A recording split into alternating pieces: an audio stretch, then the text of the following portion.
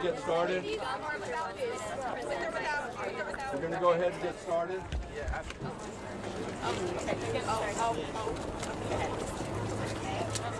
Thank you all for being here today at this press conference. I want to thank Congresswoman DeLauro and our fantastic leadership for all the work they put in to making sure that we do everything we can to have safe storage of firearms.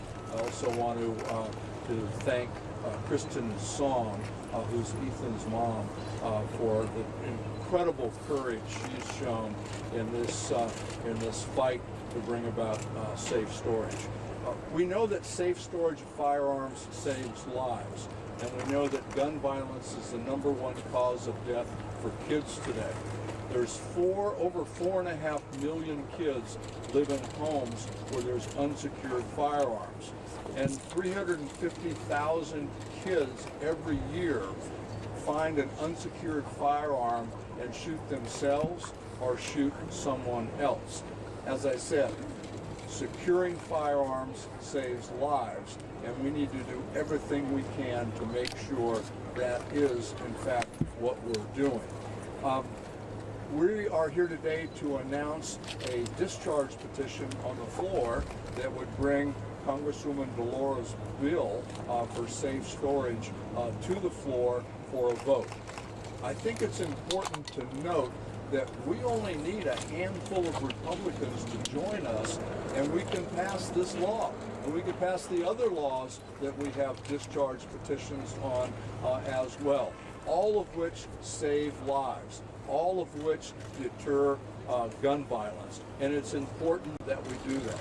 It's fortuitous today that we're having this press conference on security of firearms, securing firearms, right after a major victory that our Gun Violence Prevention Task Force achieved just this week. There was an inadvertent commerce action that put a tariff on gun safes that made them much more expensive for individuals to purchase. It became a deterrent for people buying gun safes.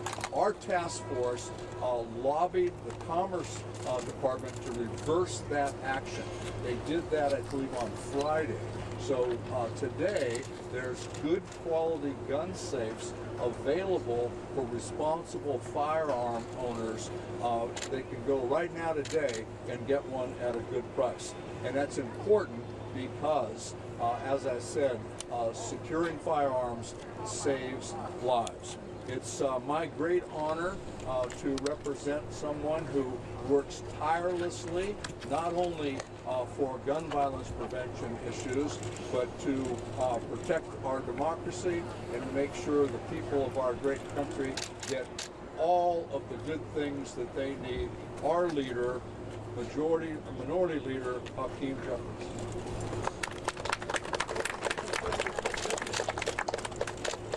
Emerge from the back. Thank you, Chairman Thompson, for your extraordinary leadership and to the Gun Violence Prevention Task Force, to Congresswoman DeLauro, who has championed Ethan's law, to Ethan's family and his mom, to all of the advocates who are here. We are going to continue as House Democrats, joined by the advocate community, to confront the gun violence epidemic with the fierce urgency of now. Extreme MAGA Republicans, unfortunately, continue to bury their heads in the sand as children and young people and everyday Americans succumb to the gun violence epidemic in this great country. Every year, tens of thousands of Americans, innocent individuals, family members, friends, neighbors, co-workers, lose their lives to gun violence. America has 4% of the world's population, but 40% of the world's guns. That means that there are over 400 million guns circulating throughout this country. Many of them unsecured. Millions of children and young people living in homes with guns that are not safely stored away and at risk of falling to tragedy. And we should be committed to doing everything possible in the name of Ethan and gun violence victims all across the country to avoid that type of tragedy. In Ethan's law, safe storage of firearms is a common sense approach that will save lives. And we're calling upon our Republican colleagues to join us in this effort. Sign the discharge petition. All we need is about 6 Republicans to join House Democrats in allowing Ethan's law to come to the House floor for an up or down vote, so the American people can see where their representatives stand on a common sense gun safety issue, on safe storage, on the issue to confront the gun violence epidemic with the fierce urgency of now. So I thank Congresswoman DeLauro for championing this incredibly important piece of legislation. I thank you, Chairman Thompson, and the Gun Violence Prevention Task Force for your leadership. Thank you, Ethan's mom, and his family for turning your pain into promise and progress for the American people. And as long as we continue to show up and to speak up and to stand up, and that's exactly what House Democrats are going to do. Our commitment is that we will get Ethan's law over the finish line. We will confront the gun violence epidemic with the fierce urgency of now. And we will get to a better place in America and end this gun violence epidemic once and for all. Thank you very much.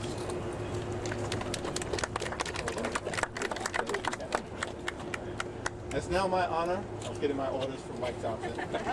It's now my honor to yield to an incredible leader and gun violence prevention champion, the chair of the House Democratic Caucus, Chairman Pete Agnew.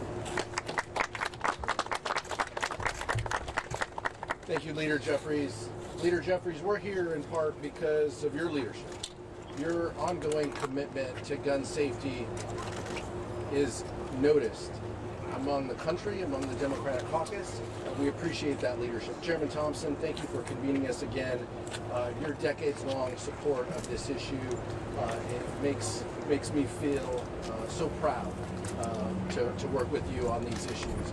To Whip Clark and other members of the leadership team who are supportive of this, thank you. And Kristen, thank you for lending your advocacy, your voice, and Ethan's name to this important piece of legislation. All of the members who you'll hear from today, the speakers, are parents and policymakers. And for us, we can't separate those two roles. We know the importance that gun safety plays in our communities. We know that when we see gun violence in this country is the leading cause of death for children, that we need to do something. And we know that it is within reach. More than 6,000 kids 17 years or younger were killed or hurt by gun violence last year. Ethan's law is one step. Enacting common sense legislation like this is absolutely necessary and needed to help our country. And like the leader said, we will continue to work with urgency to make sure that we pass this bill into law. And let me remind you that this bill, Ethan's law, passed the House of Representatives last year in a bipartisan fashion. So one of the questions before us is, what happened to the Republicans who supported this in the past? Where are these so-called moderates when we need them to protect our kids and our community? We won't be deterred. Even though they lack a backbone, we won't be deterred. We will work, and we will work to make sure that we pass this piece of legislation. It's now my honor to introduce the individual whose name is on this bill and has worked tirelessly on behalf of protecting children for decades. Her leadership on this issue and on every issue related to kids and healthy families is really a source of pride for so many of us. My chairwoman, Rosa DeLauro.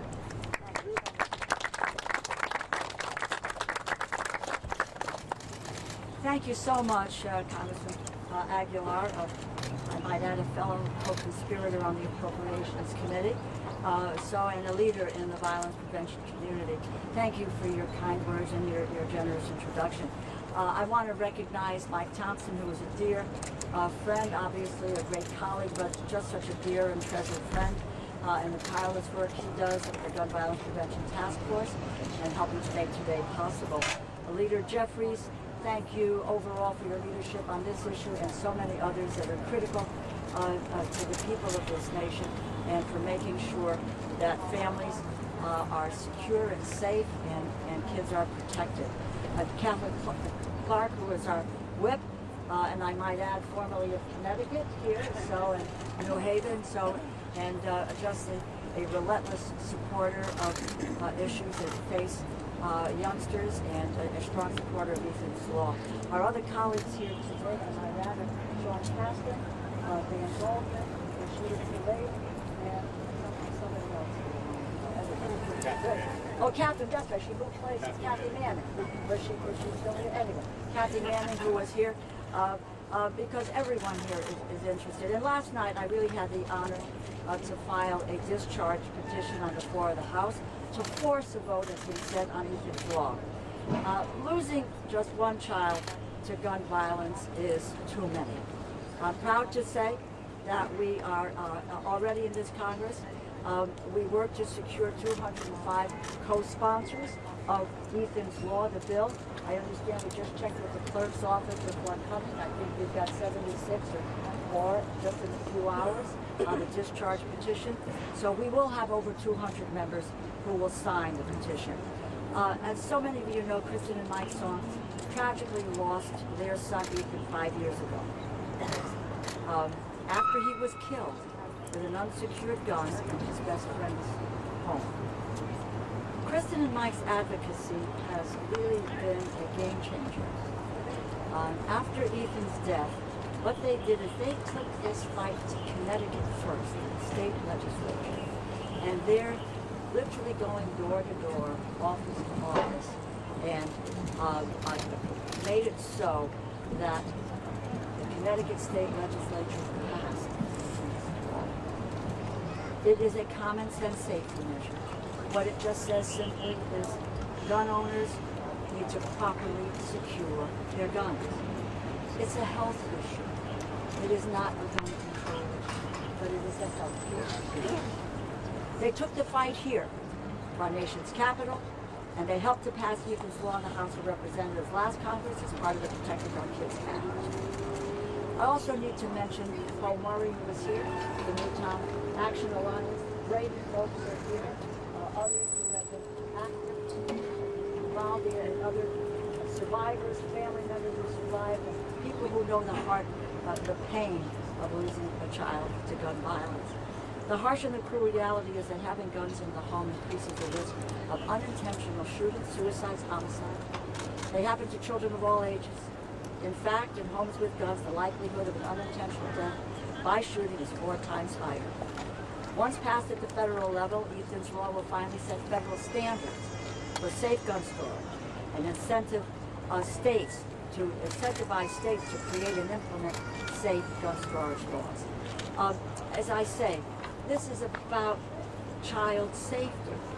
No parent should have to lose a child to an unsecured gun. All of our hearts continue to break for Kristen and Mike's laws, but we are inspired by their relentless advocacy. It has led, as I said, to transformative changes in Connecticut and across the country. They turned their personal tragedy into a crusade to protect our kids. Their dedication, my friends, knows no bounds in their fight to make Ethan's Law the law of the land. I might add that it was some months ago, in terms of the discharge petition, where they, Newtown, they had a visit on the Senate swamp on the other side of the Capitol, went by to visit the folks who were there, and at that time, Kristen says, why can't we do a discharge petition on Ethan's Law? And walked away from that saying, by God, we're going to do a discharge petition on Ethan's Law. And thanks to Mike and our leadership, we are really here today. And listen, you know, I gotta tell this story. My heart sang when Kristen found out that Ethan's law was going to be voted on in the House last Congress. She said the first person that she wanted to tell was Ethan, the beautiful boy, that as she lowered his body into the ground, she promised that she would fight on behalf to protect and to save other children. And upon hearing the news, she immediately drove to the cemetery where he was buried. She ran across it yelling, and this is a quote, "Ethan, we did it. Your life-saving legislation will be heard. It will get a vote." And today, Ethan's voice will again be heard on the floor of the House as we lead a discharge petition to honor his legacy and all of the work his parents continue to do to create and implement safe gun storage laws across our nation. If these basic safety measures and consequences are codified into law, then Ethan's tragic death and the deaths of many other children that could have been prevented. In 2022, there are at least 201 unintentional shootings by children, resulting in 133 deaths and 180 injuries. Research from Everytown shows that an estimated 5.4 million Americans live in homes with at least one gun that is loaded and unlocked. The tragedies are preventable, which is why it's critical. And there is a tweet storm, as I understand, happening right now to get people to sign the discharge petition. Offices are calling, I know the leadership offices are calling, the Mike Thompson's task force are calling people, etc. And so that we can force this vote on Ethan's law. A law that will protect our children from senseless and accidental violence and deaths. You know, as members of Congress, one of our most sacred duties is to protect the American people, and especially our children. On that measure, quite honestly, we have failed. Doing nothing to prevent these tragedies is both cowardly and shameful. Until we take action, innocent children will continue to die. I have been honored to work with Kristen Saul and with Mike in their fight to save lives. Shears traveling with her and with Mike across Connecticut and here at the Capitol as they share their heartbreaking story. Kristen's fierce advocacy. I said she went door to door in the state legislature. Well, she's going door to door in the halls of Congress. Her courage, commitment is unparalleled. And let me tell you, no one is going to stand in her way. In the words of Kristen and Mike, and I quote, "Not a single person on earth can change the past, but every one of us can change the future. So let us change that future while saving countless lives." And with that, let me thank everyone again who's here today. And it is with great honor and always great inspiration for me to introduce Ethan's mom, Kristen. Kristen, please join us.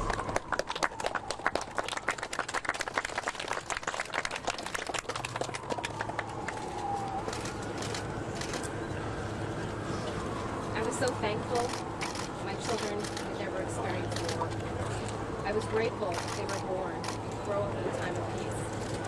But then I realized America was at war. It just wasn't just one country. Our children are not dying on the beaches of Normandy or in a burned-out building thousands of miles away, alone or terrified. Our children are dying on our beloved soil. And the enemy waging war on our children are the NRA, the NSSF, and the radical right. While our dead children's coffins stack up, they hide behind their money, power, and the Second Amendment like cowards. Gun violence is the leading cause of death in children 0 to 19, meaning your child, your grandchild, has a greater chance of being killed with a gun than any other danger they will face, inside or outside your home. And unsecured guns are responsible for most of these deaths. Teen firearm suicides have reached an all-time high. Unintentional firearms are on the rise, with 76% of all school shooters using unsecured guns to shoot and hunt their innocent children. These deaths were 100% preventable. My son did not need to die.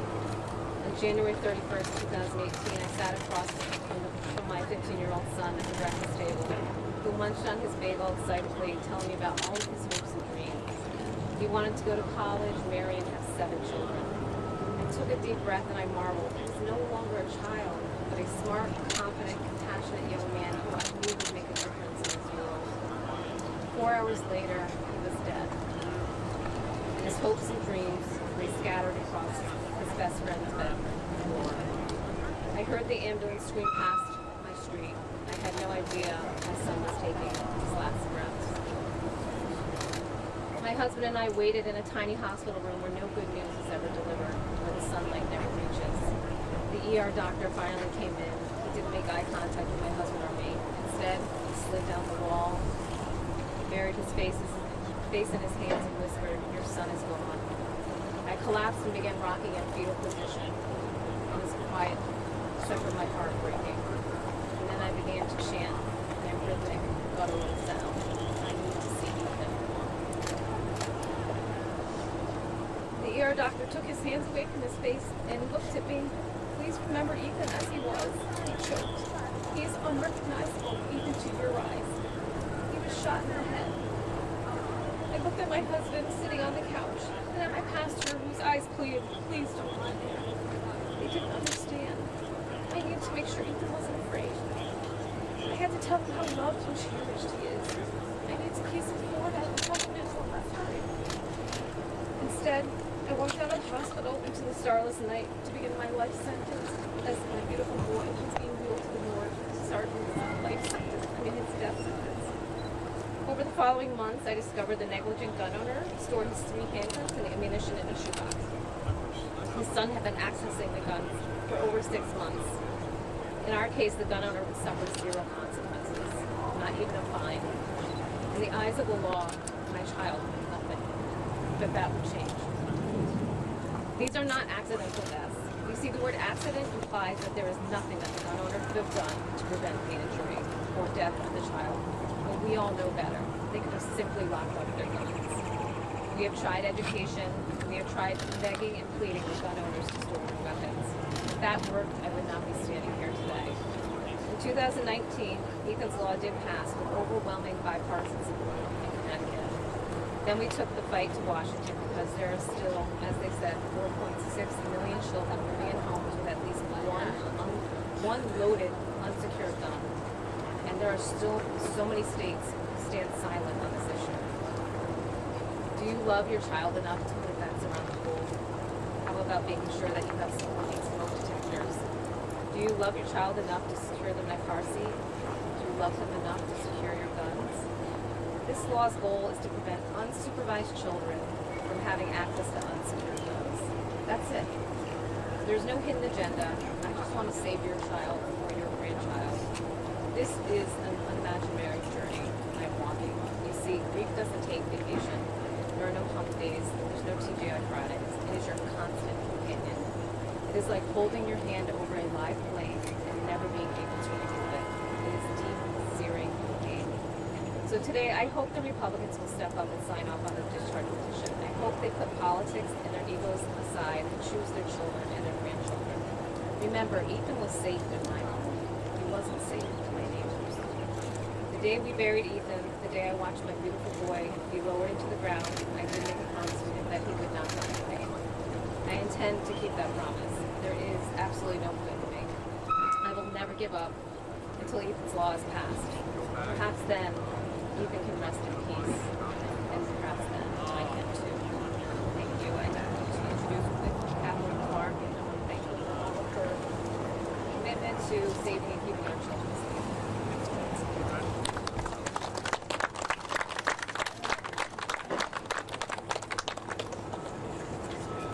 I want to start by thanking Mike Thompson and Rosa DeLauro for being such champions and for bringing us together here today.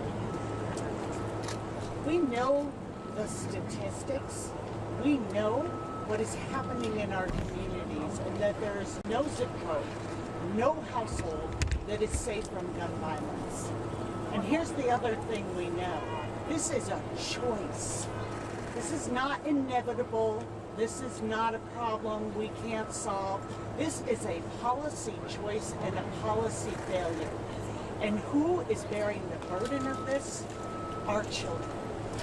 And how many other parents as Kristen said so bravely, are we going to not only allow their children to serve a death sentence, but allow these parents and families and loved ones and friends and communities to serve a life sentence of grief? How many times are we going to make Kristen and Mike, Ethan's parents, come and speak their grief out loud to us? How many times are we going to make the affectionately known Watts parents come and speak after their son was killed in Parkland? There is a bloody trail in this country, and it can stop. It can stop. This is a simple bill. A simple bill that says if you are a gun owner, and most gun owners in this country are responsible, but we need to make sure that all guns are safely stored. This is a simple safety measure. And the fact that my Republican colleagues can face this kind of grief, these stories of loss, and all they have to do is go to the well of the House and sign a discharge petition. It wouldn't take a majority. It wouldn't take a lot of them, just a handful, to say we're going to do something better in this country around gun violence. We are going to take a small step, but a critical one, for gun safety. 218. That's all we need. We're going to do our part on the Democratic side. Just takes a few people to go home and talk about security for families. They have an opportunity today to go to the floor, sign a simple discharge petition, and help us on the way to make Ethan's Law safe storage and lives saved, the law of the land. Thank you. Catherine, thank you. I mentioned that our gun violence prevention task force had a victory reversing the Commerce Department rule on tariffs on gun safes. It was Democrats. Democrats went to the president, Democrats went to the Commerce Secretary and said, your rule is wrong. You need to change it. All we're asking for is a handful of Republicans to speak up on their party's side of the aisle, to say there are things that we can do that will save lives. Show some courage. I want to thank everyone for being here today and for all the great work that you've done to help promote gun violence prevention and gun safety. And if any of the press have questions, we'll entertain those questions. Yes. Democrats talked about introducing a series of discharge petitions on other gun measures, including background checks, recently earlier this year in June. Representative Fitzpatrick, who's kind of one of your few natural allies on this issue on the Hill, said even he would sign a discharge petition on that when one of his own bills were included in that package. Do you have any Republican interest this time? Do you think it's going to be different? To my knowledge, no Republicans have signed the discharge petition. And that's what I was alluding to when I said it was Democrats who went against our own administration on the gun safes. Pete Aguilar said it best. They need to show some courage. They need to go into the well. They need to sign the discharge petition. They need to help save lives. Thank you.